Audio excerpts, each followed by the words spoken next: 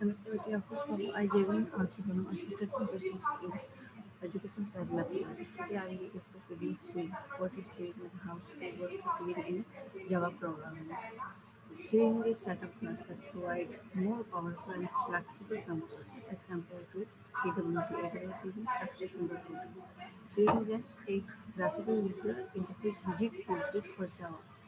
It is a part of VFC Java for Desktop class that is used to create window-based applications, and it is used to build on the top of AWS Statement API and entirely written in Java.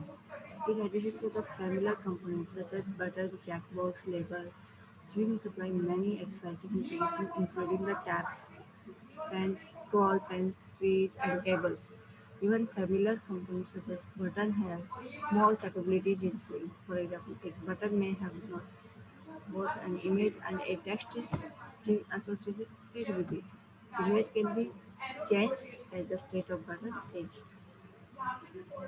The Swing components are not implemented by platform-specific code. Okay, instead, they are written entirely in Java, and because Swing are platform independent. The term lightweight is used to the Swing होता है वो हमें lightweight provide करता है जबकि AWT abstract वाला tool होता है वो heavyweight की यूज होता है. तो lightweight means क्या होता है? Lightweight is used to describe such arrangement. Java stored Swing package provide classes for Java Swing लिखिए जैसे जे बटन इसमें एक जार जो भी आप बटन कंपोनेंट या कंटेनर क्रिएट करो उसमें आपको जार्स क्रिएट करना है. J button, J text page, J text area, J radio button, J checks box, J menu, J colour chooser, etcetera. Some classes are declared in GFC Java Foundation classes. तो सब swing component classes are for example जैसे हमें abstract button का class create करना था वो क्या करेगा वो उस स्विंग कंपोनेंट के लिए एक एब्स्ट्रैक्ट क्लास क्रिएट करेगा. Abstract button abstract super class for swing button. अगर हमें बटन ग्रुप्स क्रिएट करना है स्विंग एपीआई के अंदर एपीआई मतलब एप्लीकेशन प्रोवाइडर इंटरफेस इसके अंदर बटन ग्रुप क्रिएट करना तो बटन ग्रुप क्या करेगा एक एनकैप्सुलेट करेगा एक mutual exclusive set off button को. इमेज आइकन क्या करेगा आइकन को एनकैप्सुलेट करेगा. अगर हम एप्लेट क्रिएट कर रहे हैं तो जे एप्लेट क्रिएट तो स्विंग वर्जन ऑफ एप्लेट होता है. अगर हम जे बटन क्रिएट कर रहे हैं तो स्विंग जे उस button classes J check box the swing check box class होता है. जो कॉम्बो बॉक्स भी होता है एनकैप्सुलेट ए कॉम्बो बॉक्स होता है जो दो डाउन लिस्ट और टेक्स्ट फील्ड के अंदर जो कॉम्बिनेशन होता है उसको कॉम्बो बॉक्स को एनकैप्सुलेट करते हैं. जे लेबल क्या होता है स्विंग वर्जन के लेबल्स होता है. Swing version of label J radio buttons जो होता है उसको हम डिफाइन करते हैं. तो ये swing version of radio button होता है. जो स्क्रॉल पेज में भी कंपोनेंट होता है स्विंग का encapsulate as a scroll bar window tab and encapsulate a tagged window, जो table encapsulated table based control. और इसी तरह हम अगर टेक्स्ट फील्ड जो टेक्स्ट फील्ड क्रिएट करेंगे तो ये भी swing version of text field J T encapsulate tree based control.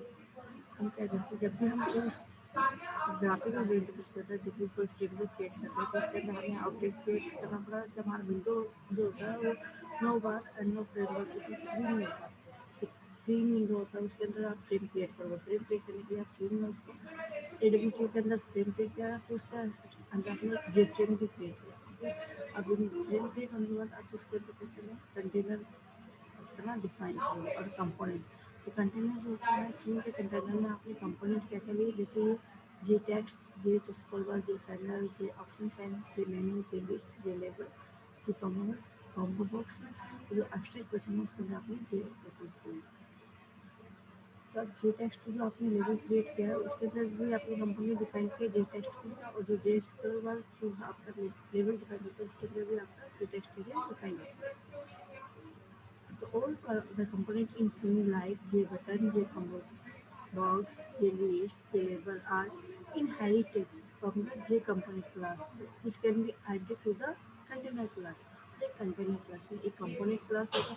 component class किसका container class के अंदर ऐड होगा और उस container class component class के अंदर आपको buttons, JButton, combo box, list box, check box ये सारे inherited हैं. Okay. Containers are the windows like frame, dialog box, The basis rate component, the building block of any GUI applications method like stack layout or write the default layout in each container. Containers क्या consider करेंगे आप इसमें component में जो जे frame और जे diamond है उसके अंदर आप can only add a component to itself. The following are the three components that example to understand how we can use some J button class. आपने क्या किया कि कंटेनर क्रिएट किया, अब उसके अंदर आपको सेम के जे बटन, जे टेक्स्ट, जे स्क्रॉल बार, जे करना ये क्रिएट करना है. आप क्या करोगे, जे बटन क्लास क्रिएट करने से पहले आप क्या करोगे, उसमें बटन का लेबल क्रिएट करोगे. लेबल क्रिएट करने के बाद आप एक्शन लिस्टनर यूज करोगे. उसके बाद एक्शन परफॉर्म होगा और वो बटन जैसे पुश होगा तो जो जे बटन हमने क्रिएट किया उसका एब्स्ट्रैक्ट वेक्टर देगा इनहेरिट करके हमें रिजल्ट शो करेगा. J button class it is used to create a learning button using the action listener. It will result in some action when the button is pushed. It inherits the abstract button class and its platform independent. फिर जे text field classes में क्या होता है, ये inherit करता है जितने भी जे कंपोनेंट क्लासेस होते हैं उनको, और इसका यूज होता है कोई भी मतलब editing single line text editing को अलाउ करता है. It inherit the JText component class and it is used to allow editing of single line text. J scroll bar class. It is used to add scroll bar horizontally and vertically. J component class it inherits the J component class and provides space for an application which can attach any other component. J menu class J menu class को क्या करेगा, menu items class को inherit करेगा. It inherits the menu class item and a pull down menu component which is displayed from the menu bar. What is JList class? JList class is used to inherit J component class and object of JList class represent a list of text items. JLabel class is used for placing text in a container and it also inherit class of J component. J combo box class. J combo J combo box class is used to inherit the J component class and it is used to show pop-up menu of choice. हमने एक जो frame create किया उसके अंदर हमने सारे container के अंदर हमने जो उसके जे कंपोनेंट कंपो बॉक्स जो बटन बॉक्स जे लेबल क्लास क्रिएट करने के बाद हम उसको अप्लाई करेंगे लेआउट मैनेजर जो लेआउट प्रोग्राम में बाय डिफॉल्ट मिलेगा. लेआउट मैनेजर में अलग अलग तरीके से हम इसमें जो बटन है वो हमें किस फॉर्म में क्रिएट करना है, बॉर्डर लेआउट फॉर्म में क्रिएट करना है, फ्लो लेआउट फॉर्म में क्रिएट करना है, ग्रिड लेआउट फॉर्म में क्रिएट करना है, वो उस लेआउट मैनेजर के अकॉर्डिंग करना है. तो arrange the component inside a container we use the layout manager. Following are many types of layout manager, but border layout, flow layout, and feedback layout. Border layout में क्या होता है कि आपका the default layout manager for every JPEG is border layout. It lists components in also 5 places, which is top, bottom, left, right, and center. आपने क्या किया border layout पे आपने क्या किया जो आपका फ्रेम्स है उसको आपने मैनेज कर दिया border layout पे. border layout में 5 regions में डिफाइंड होगा. एक रीजन होगा आपका मतलब लेफ्ट राइट और आपका top down and centre. For example जैसे आपने बॉर्डर लेआउट डिसाइड किया, आपने लेफ्ट एडमी की कंपोनेंट डिसाइड कर दिया, उधर राइट में स्विंग कर दिया, एडो जावा कर दिया और ये आपको 5 रीजन से डिफाइन कर दिया. फ्लो लेआउट आपके कंपोनेंट जो होते हैं फ्लो डायरेक्शनल फॉर्म में होते हैं. फॉर एग्जाम्पल जैसे आप जो मैंने बताया विंडोज में जब आप जब भी करते हैं तो आप एक left to right top to bottom इस तरीके से उसमें आप डॉक्यूमेंटेशन करते हो, उसमें फ्लो के बटन आपके अरेंज होंगे. तो फ्लो लेआउट में हम जो कंपोनेंट है उसको अरेंज करेंगे एक रो में वन आफ्टर देन अनदर.